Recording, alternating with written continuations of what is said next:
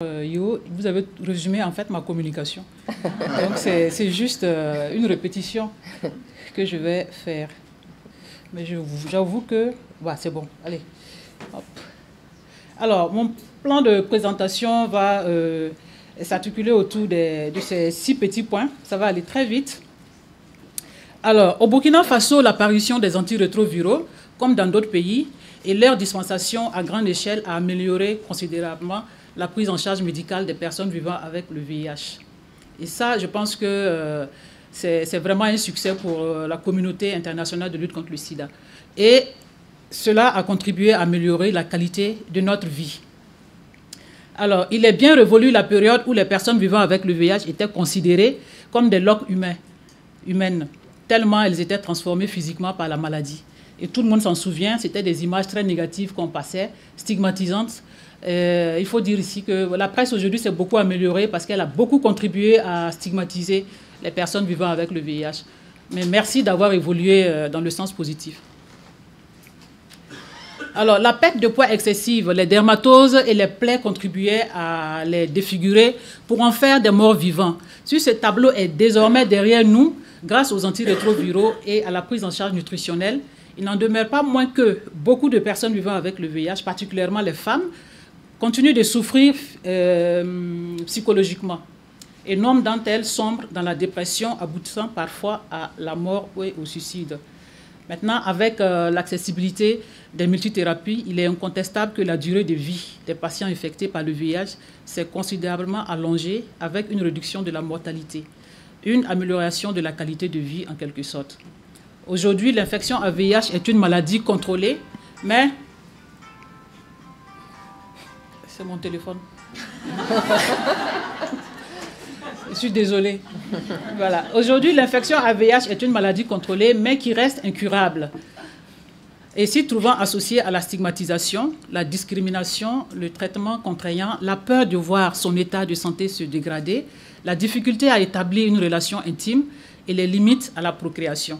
Autant de situations ou de pensées négatives qui hantent encore le quotidien des personnes vivant avec le VIH, particulièrement les femmes, et une majorité en Afrique surtout. Alors, les femmes africaines sont les plus touchées par cette situation pour des raisons suivantes. Elles constituent le groupe le plus atteint par le VIH. Et deuxièmement, elles sont les plus pauvres car elles n'ont pas accès à la terre. Chez nous, la terre, c'est important. Et la terre a toujours appartenu aux chefs de famille, dont les hommes. Pourtant, ils ne foutent rien, c'est les femmes qui travaillent. Voilà. Et aussi à l'emploi au crédit. C'est difficile de donner un crédit à une femme. Les femmes, généralement, on trouve que, voilà, il y a les enfants derrière. Si le bébé il pleure, elle va mettre la main dans le crédit pour s'en occuper. Elle va payer tout. Faut éteindre carrément. Donc, moi, je vais éteindre. Voilà. Elle est très demandée, Christine. Qu'est-ce que vous dites? Alors, les femmes sont les premières à être accusées d'avoir introduit l'infection à VIH dans le couple, même si cela n'est pas prouvé. Beaucoup de femmes sont souvent discriminées et elles ont du mal à refaire leur vie lorsqu'elles perdent leur mari. C'est mon cas. Je n'ai pas perdu mon mari, mais il m'a quitté. Mais je vous dis que j'ai rencontré un homme, vraiment une grande personnalité, qui est venu pour me draguer. Et je l'ai invité à une conférence au Centre culturel français où je devais parler du VIH. Et j'ai témoigné à visage découvert. Il était dans la salle et j'étais fière de le voir là. Et juste après, quand les gens sont venus me saluer, je me retourne, le gars a disparu. Donc, pour vous dire que c'est pas facile de... Bon, pour moi, il est bête. Mais bon. Donc, en Afrique en général et au Burkina en particulier, le système de santé et l'organisation des soins aux personnes vivant avec le VIH connaît des insuffisances. Comme l'a dit le professeur tout à l'heure. Le diagnostic, référence et prise en charge systématique du traitement des comorbidités. Comme il a dit, chez nous, quand on parle de dépression, on te traite de fou. Et quand tu dis à la personne d'aller en psychiatrie, on dit, mais pourquoi il va aller en psychiatrie? Il est fou, bien quoi. Et on traite tous les psychiatres, pas des psychiatres, c'est des attachés de santé en psychiatrie, le plus souvent. Le seul psychiatre qui était à Bobo, malheureusement, est décédé. Et donc, c'est un service où il y a une grosse stigmatisation. Alors que, bon, on sait que dans tous nos pays, on ne dispose pas de stratégies efficaces pour la prise en charge. Quand elles existent, elles comportent des insuffisances pour leur mise en œuvre. Et par ailleurs, le personnel de santé qui assure les soins aux personnes vivant avec le VIH ne dispose pas toutes des compétences nécessaires Et ce problème est encore plus frappant au niveau des soins spécialisés comme la prise en charge psychiatrique. Et, alors, comme vous le savez, beaucoup d'entre nous connaissent Alice Desclaux, qui a beaucoup sillonné l'Afrique. Et à ce niveau, elle affirme ceci, et je cite, « Dans l'état actuel de nos connaissances sur la littérature, le vécu psychologique lié au sida en Afrique n'a pas fait l'objet de précises d'études, n'a pas fait l'objet précis d'études de type qualitative. Or, le VIH n'est pas seulement une maladie faite de diffusion virale, mais également maladie sociale où le vécu est chargé de souffrances psychologiques, de représentation de chaque culture associée à la maladie et à ses victimes. » Ça, c'est Alice qui l'a dit. Elle a dit qu'Alice, elle a fini avec notre contexte. Elle maîtrise bien le contexte et ce qu'elle a dit, ça relate vraiment ce que nous traversons. Alors, des cas réels. Les problèmes psychologiques ne sont pas sans conséquence sur l'évolution des comportements des personnes vivant avec le VIH. L'un des risques majeurs est l'inobservance thérapeutique. Je prends le cas d'une dame qui est dans notre association, Insta. J'ai changé son nom pour ne pas qu'on la reconnaisse. Voilà. Madame Insta est bénéficiaire de l'association et suivie dans la file active de l'hôpital de jour depuis plus de 5 ans. Et un jour, dans un repas communautaire qu'on a organisé, je me rends compte qu'elle n'était plus gaie. Ça fait un moment que je ne la voyais plus gaie. Elle s'occupait des enfants. À un moment donné, je vois que même les enfants ne l'intéressaient plus. Donc, voilà, je pose la question à Insta. Elle me dit, ça fait 8 jours que je ne dors plus. Mais pourquoi tu ne dors pas? Eh bien, je ne sais pas. Je lui demande, est-ce que tu en as parlé à ton médecin? Oui, mais il m'a dit d'arrêter de prendre du thé. À partir de 16 heures, il ne faut plus du thé, il ne faut plus du coca, il ne faut plus du café. Ne plus rien prendre de tout ça. Alors, elle dit qu'elle ne comprend rien. Ben, après plusieurs échanges avec elle au niveau de l'association, on s'est rendu compte que Insta avait interrompu son traitement de façon volontaire depuis plus de 4 mois. Alors, j'ai interpellé son médecin, qui vient souvent nous voir à l'association. Et puis, bon, on en a discuté. Mais quand elle est partie, le médecin lui dit, ben, vous savez, vous ne prenez pas bien votre traitement, vous allez avoir un échec thérapeutique. Et puis, les ARV, ça coûte cher si vous ne les prenez pas. Ben, c'est tant pis pour vous. Vous avez eu la chance, on vous donne ça gratuitement, et puis vous faites le malin. Ça, c'est les propos d'un médecin. Mais ce n'est pas de sa faute, je ne les accuse pas, parce qu'ils ne connaissent pas. Mais ils n'acceptent pas qu'ils ne connaissent pas. C'est ça le problème. Donc, personne n'a vu venir la dépression de Insta. Et c'est après la mort de Insta que nous avons été on a su qu'elle a été toute humiliée, injuriée, elle subissait de la part de son mari et de sa belle-mère des injustices. Et Insta avait envie de mourir, en finir avec. Mais tous, on est passé à côté. Le monde médical, le monde communautaire, personne n'a vu venir une dépression. C'est à la phase finale qu'on s'est tous rendu compte. On est allé la voir à l'hôpital et on a vu que Insta, c'était la dépression et il fallait que la psychologue s'en occupe. Même la psychologue est passée à côté. Donc, pour vous dire que vraiment, c'est un gros problème. Aujourd'hui, beaucoup de gens, personnes vivant avec le VIH, meurent de dépression que d'autres pathologies. Parce qu'avec les ARV, on va très bien. On se marie, on fait des enfants. Mais c'est la dépression en bas, derrière tout ça, qui fait que beaucoup de gens meurent. Et le deuxième cas, c'est le cas de Owi, médiatrice, toute une médiatrice qui a reçu toutes les formations sur le VIH-Sida pour pouvoir aider les autres. Elle-même, nous-mêmes qui sommes à côté d'elle, qui parlons avec, qui dormons avec elle, on n'a rien vu venir. Et elle a fait une dépression plusieurs mois et personne ne s'en est rendu compte. Conséquence, elle est décédée quelques temps après. Et en réalité, son mari l'a trompée en fait. Et il amenait même la femme à la maison. Ça, c'est les Africains. Il amène la femme à la maison. Je suis désolée, les hommes africains, on est ensemble. Mais c'est la vérité, je vous dis. Voilà. Donc, le gars, il envoyait sa femme, la copine à la maison. Et il mettait madame dehors. Elle est assise dehors, elle attend que le gars il finisse. Il raccompagne sa copine. Et puis, elle, maintenant, elle rentre pour se coucher. Qui peut supporter ça en tant que femme? Qui peut supporter ça? Même homme. Moi, je m'attrape un homme tout sur toi, tu es assis là, tu regardes, tu ne vas pas être d'accord. Donc, pour vous dire que toutes ces dépressions-là, c'est parce que simplement on ne prend pas le temps de poser des questions au moment où il faut pour pouvoir aider ces personnes. Parce que quand elles viennent déprimer, c'est difficile de s'exprimer, c'est difficile de dire la souffrance qu'on a. Parce qu'on trouve que souvent c'est honteux. On trouve que pourquoi ça m'arrive à moi? Personne n'en parle, pourquoi c'est moi? Donc c'est difficile de parler. Moi qui vous parle aujourd'hui, là même, il y a des choses que je ne peux pas vous dire. Parce que j'ai honte, je garde ça pour moi. Mais la chance que j'ai des amis qui peuvent m'aider à parler. Et ça, ça n'a rien à voir avec le monde médical. Et ça peut m'aider.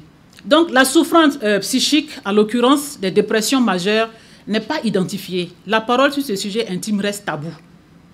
Comme j'ai dit, si on parle de dépression, on va te dire que tu es fou. On va te dire qu'on t'a lancé un mauvais sort. Donc, personne n'en parle. Voilà, c'est toi qui gères tes problèmes toi-même jusqu'à ce que tu meurs. Et puis on dit, ah, en ce moment, tout le monde cotise pour venir faire tes funérailles. Voilà. Alors que tu as besoin de ça, peut-être ça allait te monter le moral pour que tu vives encore plus. Alors, les patientes elles-mêmes n'ont pas réalisé que ce qu'elles subissaient pouvait être entendu. Un traitement aurait pu être instauré. Psychothérapie individuelle, entretien de couple ou familiaux, prescription des psychotropes, antidépresseurs, anxiolytiques et somnifères.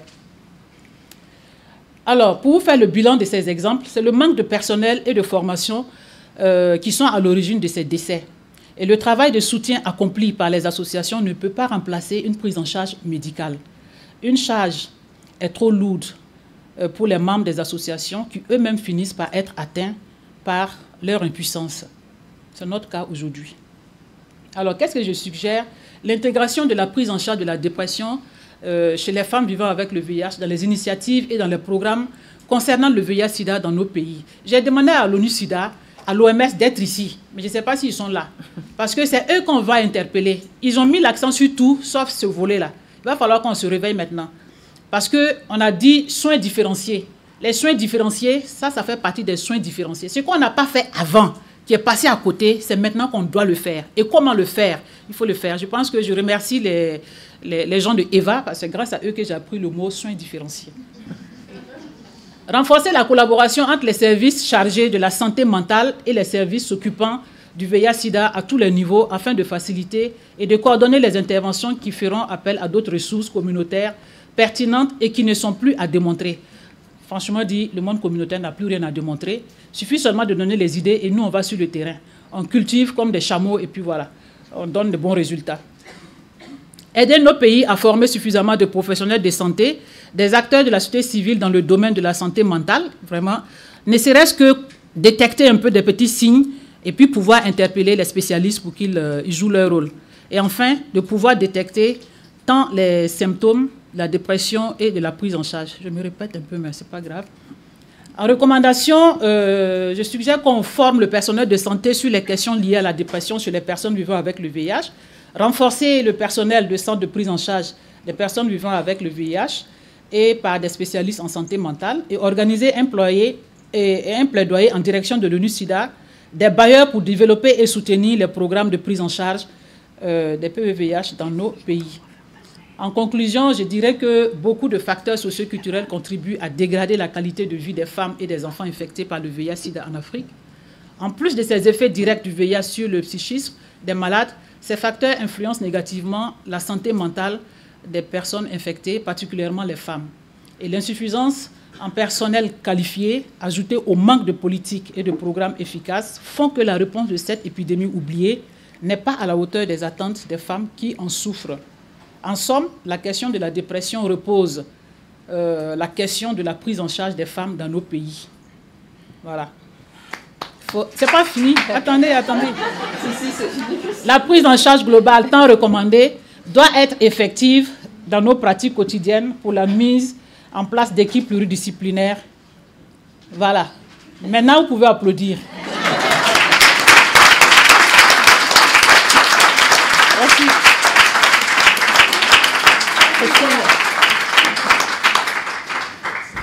Merci Christine, merci Jean-Marie. On va donc passer la parole à la salle si vous avez des questions à leur poser. Voilà, allez-y. 2 expériences différentes, une d'un médecin psychiatre et une sur le terrain. Enfin, Jean-Marie aussi, mais voilà, il y a le monsieur là-bas. Oui, bonjour, je suis Philippe Lepère, je suis de l'ONU-Sida à Genève. Donc c'est pour dire que j'ai bien entendu l'appel. En tant qu'être humain, je suis vraiment très convaincu de ce que vous avez dit. En tant qu'organisation, ça va être peut-être plus difficile, mais je vous invite à continuer la discussion, effectivement, parce que j'ai vraiment entendu votre appel. Merci. Christine, levez-vous, elle est là. Merci. Moi, j'ai une question pour le professeur Jean-Marie. La question, c'est de savoir quelle serait peut-être l'échelle qui peut être utilisée pour le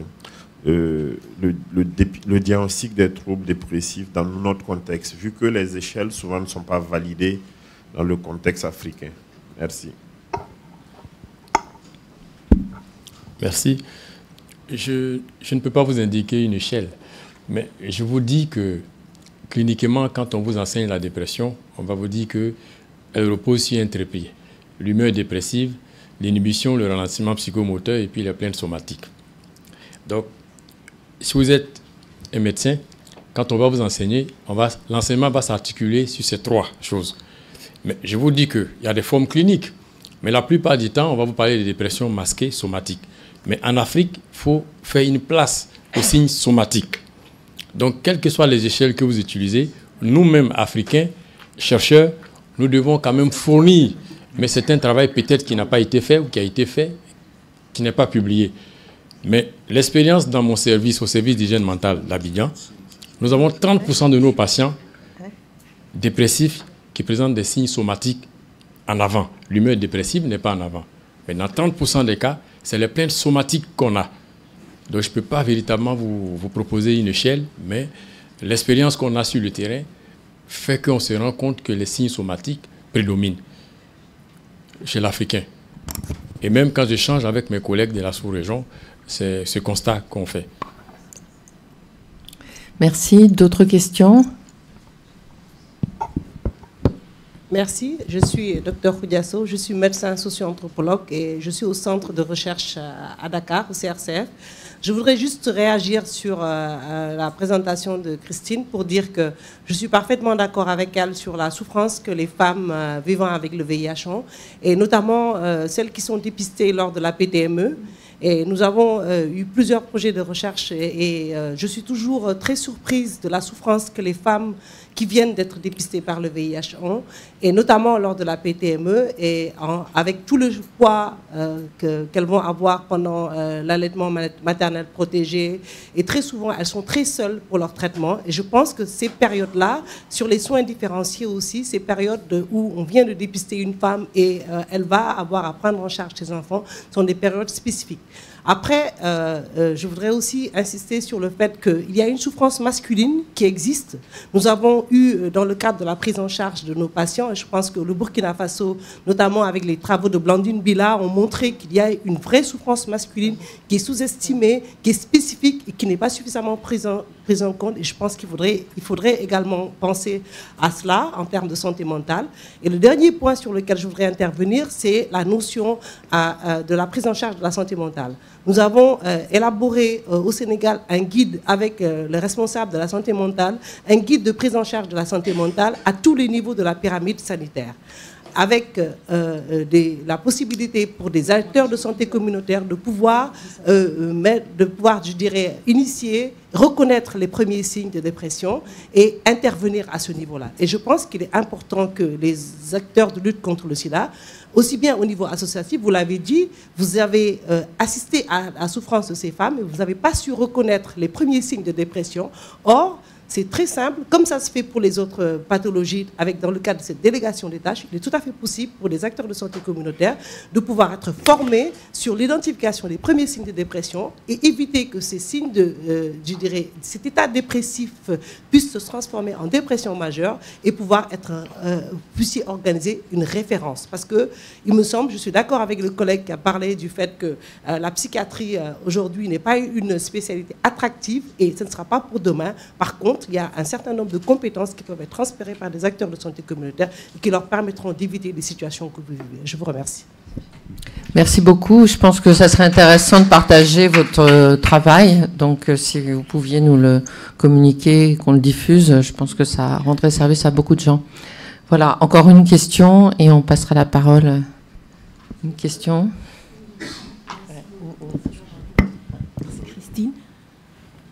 Alors, je me demande si, quelque part, dans le domaine donc, du VIH, bon, je suis ivoirienne, je suis psychologue, donc je suis un peu sur le même terrain, est-ce qu'il ne faudrait pas justement que la santé mentale, qui est quand même, je veux dire, il n'y a pas beaucoup de psychiatres donc, en Côte d'Ivoire, mais elle est quand même organisée, qu'elle-même essaie de mettre un pied dans le domaine donc, du VIH?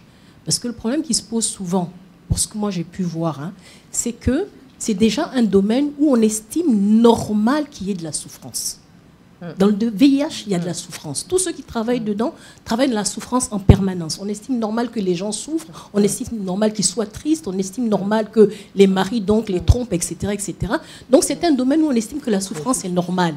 Ce qu'il faut donc que l'on puisse apprendre aux gens, c'est qu'il y a un moment où cette souffrance peut ne plus être normale. Parce qu'on la considère comme tellement normale qu'on n'y fait plus attention. Et c'est par là, il me semble, qu'on loupe la dépression. Donc, est-ce qu'il ne faudrait pas justement que les psychiatres aient ceci à dire aux gens? Il y a un moment où la souffrance peut ne pas être normale. Tout simplement. Très bien.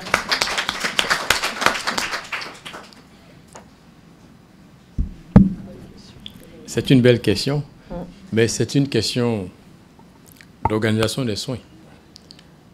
Ça repose la question de l'organisation des soins dans notre contexte. C'est ça. La plupart du temps, on fonctionne dans les institutions avec un clivage. C'est ça. Et quand je dis qu'il n'y a pas assez de psychiatres, il y a aussi la volonté politique d'insérer la santé mentale dans ces unités-là. C'est vrai qu'il n'y a pas assez, mais la Côte d'Ivoire est quand même nantie. Nous avons une quarantaine. Et aujourd'hui, il y a un engouement pour le DS de psychiatrie que je dirige. J'ai beaucoup d'inscrits. Donc je pense que sur 5 ans, je pourrais donner au moins 40 ou 50 psychiatres à la Côte d'Ivoire. Donc l'effectif va monter. Mais si il n'y a pas de volonté politique de les utiliser comme il le faut, évidemment, le problème va toujours se poser. Il y a aussi cette question que je ne vais pas trop aborder. Cette insertion, ça dépend aussi de la philosophie des soins dans nos pays. Il faut... Merci Jean-Marie. On va passer à la communication suivante, celle de M. Raymond Adegisso, directeur exécutif de l'association identitaire MENS et représentant des populations clés au sein de l'instance de coordination des projets du Fonds mondial au Togo. Merci. Ça fait beaucoup pour ma petite personne.